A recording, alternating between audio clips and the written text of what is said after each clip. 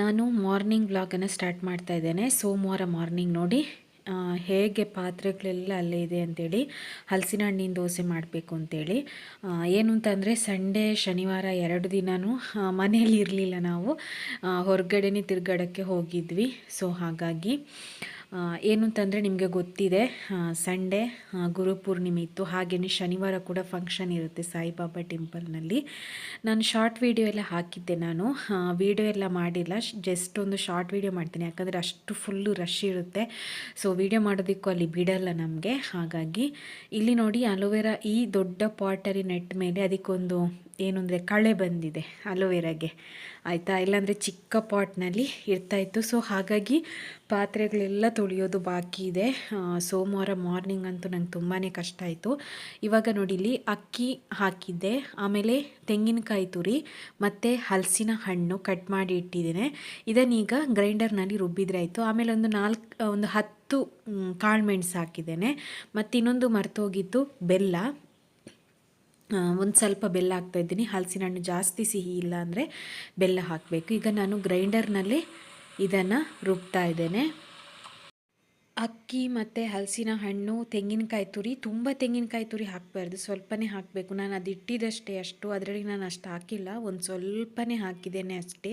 ಮತ್ತು ಬೆಲ್ಲ ಹಾಕಬೇಕು, ಮತ್ತು ಕಾಳುಮೆಣಸು, ಇಷ್ಟು, ಇದು 3 ಎಲ್ಲವನ್ನು ಹಾಕ್ಕೊಂಡು ಈ ಥರ ರುಬ್ಬಿದ್ರೆ ಆಯಿತು. ಕೆಲವೊಬ್ಬರು ಮಿಕ್ಸಿಯಲ್ಲೇ ರುಬ್ತಾರೆ, ಬಟ್ ನಾನು ಮಿಕ್ಸಿಯಲ್ಲಿ ರುಬ್ಬಲ್ಲ, ಯಾಕಂದರೆ ಕಲ್ಲಲ್ಲೇ ರುಬ್ಬಲಿ ಅಂತೇಳಿ ಗ್ರೈಂಡರ್ನಲ್ಲೇ ಇದನ್ನು ಕಡಿತಾ ಇದ್ದೇನೆ.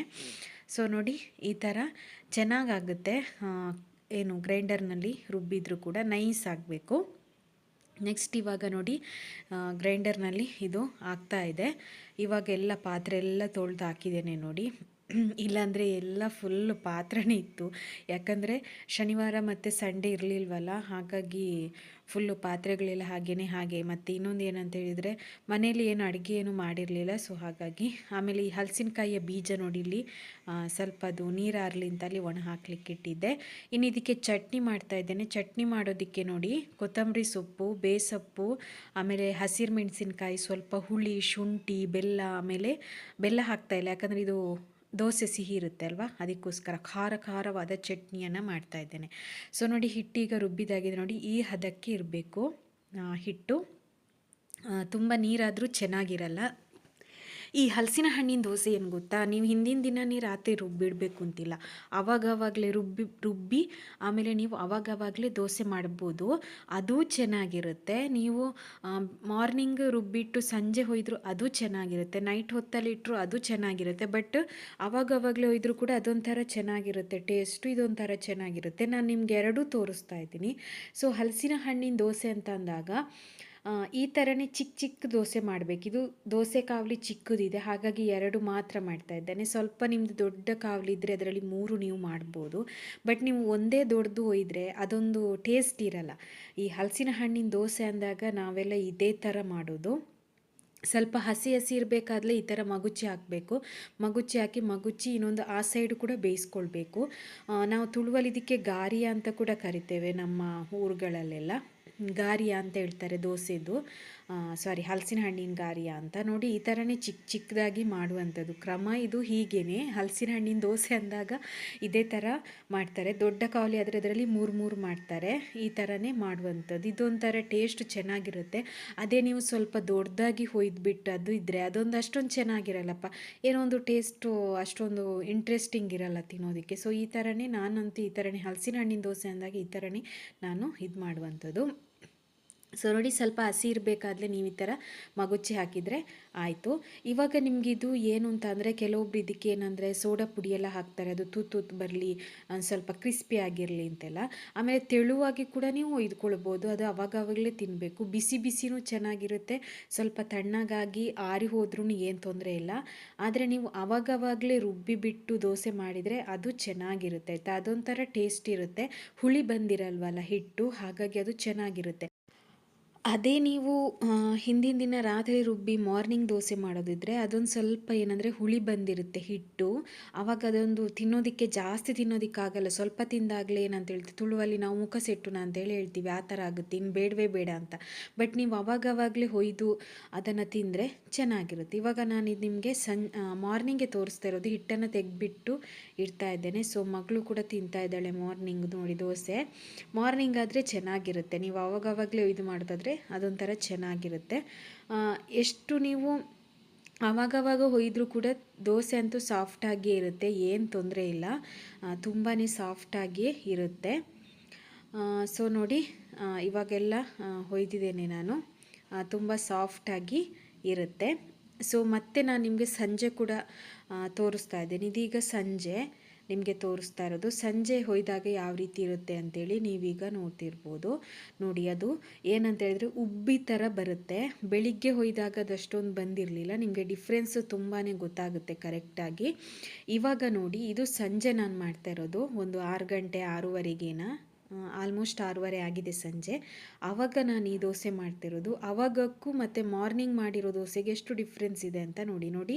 ಈ ಥರ ಉಬ್ಬಿ ಇರುತ್ತೆ ಸಂಜೆ ಮಾಡಿದಾಗ, ಅಂದರೆ ನೀವು ನೈಟೆಲ್ಲ ಇದು ಮಾಡಿದಾಗ ಆ ಥರ ಇರುತ್ತೆ. ಸ್ವಲ್ಪ ಹುಳಿ ಬಂದಿರುತ್ತೆ ಹಿಟ್ಟು, ಜಾಸ್ತಿ ತಿನ್ನೋದಕ್ಕೆ ಆಗಲ್ಲ. ಸೊ ಅವಾಗವಾಗಲೇ ಹೊಯ್ದು ತಿಂದರೆ ಅದು ಹಿಟ್ಟು ಉಳಿದಿರೋದನ್ನು ನಾನು ಸಂಜೆ ಪುನಃ ಹೊಯ್ದಿರೋದು.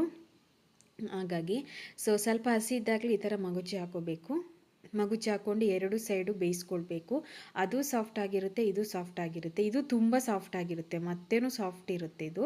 ಬಟ್ ಏನಂದರೆ ಸ್ವಲ್ಪ ಹುಳಿ ಬಂದಿರೋದ್ರಿಂದ ತಿನ್ನೋದಕ್ಕೆ ಅಷ್ಟೊಂದು ಜಾಸ್ತಿ ತಿನ್ನೋದಕ್ಕಾಗಲ್ಲ.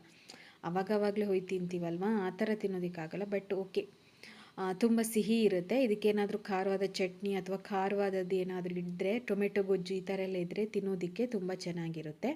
ಆಮೇಲೆ ದೊಡ್ಡದಾಗಿ ಹೊಯ್ದಿದ್ದೆ ನಾನು, ಅದೊಂದು ಚೆನ್ನಾಗಿರಲ್ಲ ತಿನ್ನೋದಕ್ಕೆ, ಏನೋ ಒಂದು ಅಷ್ಟು ಇಷ್ಟ ಆಗಿರಲಿಲ್ಲ. ಸೊ ನೋಡಿ ಸಾಫ್ಟ್ ಆಗಿರುತ್ತೆ ನೋಡಿ ಇದು. ಇದೀಗ ಸಂಜೆ ಹೊಯ್ದಿರೋದು ನೋಡಿ ಎಷ್ಟು ಸಾಫ್ಟ್ ಇದೆ. ಮಾರ್ನಿಂಗ್ ಹೊಯ್ದ್ರೂ ಕೂಡ ಸಾಫ್ಟ್ ಇರುತ್ತೆ, ಅದಕ್ಕಿಂತಲೂ ಸಾಫ್ಟು ಸಂಜೆ ಹೊಯ್ದಾಗ ಇರುತ್ತೆ. ಸೊ ನನ್ನ ಪ್ರಕಾರ ನೀವು ಆವಾಗವಾಗಲೇ ರುಬ್ಬಿ ಅದನ್ನು ದೋಸೆ ಮಾಡ್ಕೊಳ್ಳಿ, ತುಂಬ ಚೆನ್ನಾಗಿರುತ್ತೆ. ಹಿಂದಿನ ವಿಡಿಯೋದಲ್ಲಿ ನಾನು ಸಾಗವಾನಿ ಎಲೆಯಿಂದ ಹಲಸಿನ ಹಣ್ಣಿನ ಗಟ್ಟಿ ಅಥವಾ ಅದಕ್ಕೆ ಕಡುಬು ಅಂತಲೇ ಹೇಳ್ಬೋದು, ಅದು ಮಾಡೋದನ್ನು ತೋರಿಸಿದ್ದೆ. ಹಾಗೆಯೇ ನಾನು ಹಿಂದೆ ಹಾಕಿದ್ದೆ ಬಾಳೆ ಎಲೆಯಲ್ಲಿ ಹೇಗೆ ಹಲಸಿನ ಹಣ್ಣಿನ ಗಟ್ಟಿ ಮಾಡೋದು, ಅದು ಕೂಡ ವಿಡಿಯೋ ಮಾಡಿದ್ದೆ ನಾನು.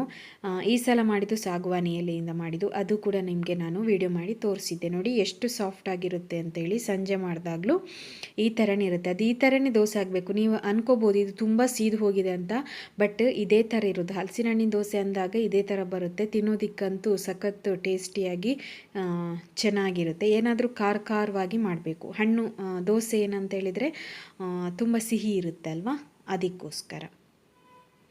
ಸೊ ಹಾಗಾಗಿ ಹಲಸಿನ ಹಣ್ಣಿಂದ ಬೇರೆ ಬೇರೆ ನಾವು ತಿಂಡಿಗಳನ್ನು ಮಾಡ್ಬೋದು.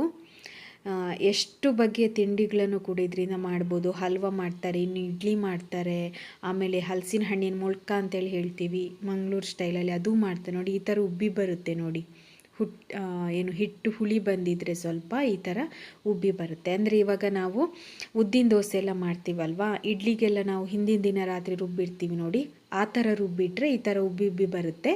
ಅಂದರೆ ಅಷ್ಟೊಂದು ತಿನ್ನೋದಕ್ಕೆ ಅಷ್ಟೊಂದು ಇದಾಗಲ್ಲ ಅಷ್ಟೇ. ಸೊ ಈ ಥರ ಸಾಫ್ಟಾಗಿರುವಂಥ ಬಿಸಿ ತಿಂದರೆ ತುಂಬಾ ಚೆನ್ನಾಗಿರುತ್ತೆ. ಸೊ ನೀವು ಯಾರಾದರೂ ಇರಲಿಲ್ಲ ಅಂದರೆ ಈಗ ಮಾಡಿ, ಯಾಕಂದರೆ ಈಗ ಹಲಸಿನ ಹಣ್ಣಿನ ಸೀಸನು ಇವಾಗಂತೂ. ನೋಡಿ ಚಟ್ನಿ ಕೂಡ ರೆಡಿ ಇದೆ ನೋಡಿ, ಸಂಜೆಗೂ ಕೂಡ ಚಟ್ನಿ ಇತ್ತು, ಖಾರ ಇದೆ ತುಂಬ, ಅದು ಹಾಗೆಯೇ ನಾವು ಮಾಡಬೇಕು. ಹಾಗೆಯೇ ಇನ್ನೊಂದು ವಿಡಿಯೋದಲ್ಲಿ ನಾನು, ಇದು ನೆಕ್ಸ್ಟ್ ಡೇದ ವಿಡಿಯೋ, ಇದಕ್ಕೆ ನಾವು ತುಳುವಲ್ಲಿ ಪಜ್ಜೆ ಮಾಡಿಪ್ಪೇಲು ಅಂತೇಳಿ ಹೇಳ್ತೇವೆ. ಅಂದರೆ ಚಾಪೆ ಮಡಚುವ ರೀತಿ ಇದನ್ನು ಮಡಚುವಂಥದ್ದು. ಬಾಳೆ ಎಲೆಗೆ ಈ ಥರ ರೊಟ್ಟಿ ಥರ ಈ ಥರ ತಟ್ಟಬೇಕು, ಅದನ್ನು ಈ ಥರ ಮಾಡಬೇಕು. ಇದು ಏನಂತ ಹೇಳಿದರೆ ನಾವೀಗ ಪುಂಡಿ ಎಲ್ಲ ಮಾಡ್ತೀವಲ್ವ ಕೆಂಪಕ್ಕಿ, ಆ ರೈಸಿಂದ ಮಾಡಿರುವಂಥದ್ದು. ಇನ್ನೊಂದು ಸಲ ನಾನು ನಿಮಗೆ ವೈಟ್ ರೈಸ್ ರೇಷನ್ ಅಕ್ಕಿಯಿಂದ ಮಾಡಿ ತೋರಿಸ್ತೀನಿ, ಅದರಿಂದನೂ ಆಗುತ್ತೆ. ಸೊ ಅದನ್ನು ನಾನು ಮಾಡ್ತೇನೆ. ಇದು ನಾನು ಈ ವಿಡಿಯೋದಲ್ಲಿ ತೋರಿಸ್ತಾ ಇದ್ದೀನಿ, ಯಾಕಂದರೆ ಇದು ನಾನು ಆಲ್ರೆಡಿ ರೆಸಿಪಿ ವಿಡಿಯೋ ಮಾಡಿ ಹಾಕಿದ್ದೇನೆ. ಸೊ ಹಾಗಾಗಿ ಎಲ್ರಿಗೂ ಹಾಕಿದ್ದು ವಿಡಿಯೋ ಹಾಕಿದರೆ ಬೋರ್ ಅಂತ ಅನಿಸುತ್ತೆ. ಸೊ ಹಾಗಾಗಿ ಇದು ನೆಕ್ಸ್ಟು 2 ಡೇಸ್ ಏನೋ ಬಿಟ್ಟು ಮಾಡಿರುವಂಥದ್ದು ಇದು ನಾವು ಬಾಳೆ ಎಲೆಯಲ್ಲಿ. ಅದನ್ನು ನಾನು ನಿಮಗೆ ತೋರಿಸ್ತಾ ಇದ್ದೀನಿ ಈ ವಿಡಿಯೋದಲ್ಲೇ. ಸೊ ಈ ಥರ ಅದನ್ನು ಮಾಡುವಂಥದ್ದು. ಹಿಟ್ಟು ಸ್ವಲ್ಪ ಗಟ್ಟಿಯಾಗಿರಬೇಕು ಇದಕ್ಕೆ. ಈ ಥರ ಎಲೆಗೆ ಹಚ್ಚೋದಕ್ಕೆ ನಮಗೆ ತುಂಬಾ ಈಸಿಯಾಗಿ ಹಚ್ಚಬೇಕು.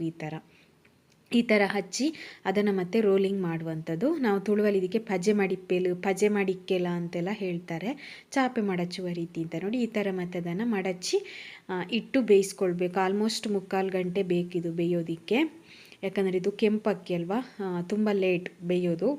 ಹಾಗಾಗಿ ನೆಕ್ಸ್ಟ್ ಇದು ನೋಡಿ, ನೆಕ್ಸ್ಟ್ ಡೇ ಮಾರ್ನಿಂಗ್ ತೋರಿಸ್ತಾ ಇದ್ದೀನಿ. ಇದೆಲ್ಲ ಬೆಂದಿದೆ ನೋಡಿ, ನೈಟ್ ಹೊತ್ತಲ್ಲೇ ನಾವು ಬೇಯಿಸಿ ಇಟ್ಟಿರ್ತೀವಿ. ಸೊ ನೋಡಿ ಇದು ಬೆಂದಿದೆ ನೋಡಿ, ಈ ಥರ ಬರುತ್ತೆ. ಈಗ ನಾನು ನಿಮಗೆ ಅದನ್ನು ಎಲೆಯಿಂದ ತೆಗೆದು ತೋರಿಸ್ತಾ ಇದ್ದೇನೆ ನೋಡಿ. ಇವಾಗ ನೋಡಿ ತೋರಿಸ್ತಾ ಇದ್ದೇನೆ. ಇದು ಫುಲ್ಲು ಕೆಂಪಕ್ಕಿದು ಊರಿದ ಅಕ್ಕಿ ಇದೆ ಅಲ್ವಾ, ಅದರಿಂದ ಮಾಡಿರುವಂಥದ್ದು. ತುಂಬ ಚೆನ್ನಾಗಿರುತ್ತೆ. ಇದಕ್ಕೆ ಏನಂತ ಹೇಳಿದ್ರೆ ಸಾರು ಇರಬೇಕು ತಿನ್ನೋದಕ್ಕೆ.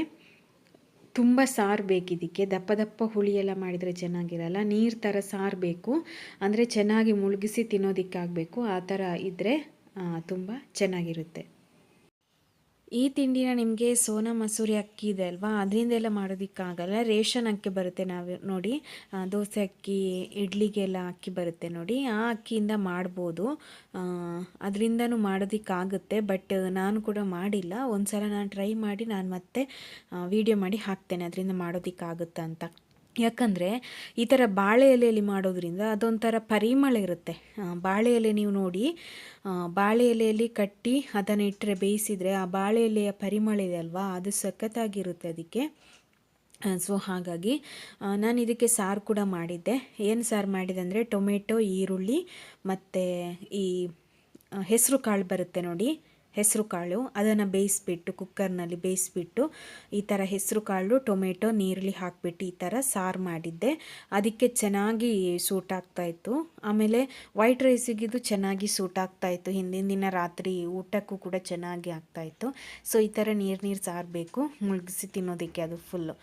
ಸೊ ನಿಮಗೆ ಈ ವಿಡಿಯೋ ಇಷ್ಟ ಆದರೆ ಲೈಕ್ ಮಾಡಿ, ಶೇರ್ ಮಾಡಿ, ಕಾಮೆಂಟ್ ಮಾಡಿ. ಹಾಗೆಯೇ ಯಾವುದಾದ್ರೂ ರಿಕ್ವೆಸ್ಟೆಡ್ ವಿಡಿಯೋ ಬೇಕು ಅಂತಿದ್ರೆ ನನಗೆ ಕಾಮೆಂಟ್ ಮೂಲಕ ತಿಳಿಸ್ಬೋದು. ಹಾಗೆಯೇ ನಿಮಗೆ ವ್ಲಾಗ್ ನಂದು ಇಷ್ಟ ಆಗ್ತಾ ಇದೆಯಾ ಅಂತ ನನಗೆ ಕಾಮೆಂಟ್ ಮೂಲಕ ಹೇಳಿ ಅಂತ ಈ ವಿಡಿಯೋನ ಇಲ್ಲಿಗೆ ನಾನು ಎಂಡ್ ಮಾಡ್ತಾ ಇದ್ದೇನೆ. Bye friends.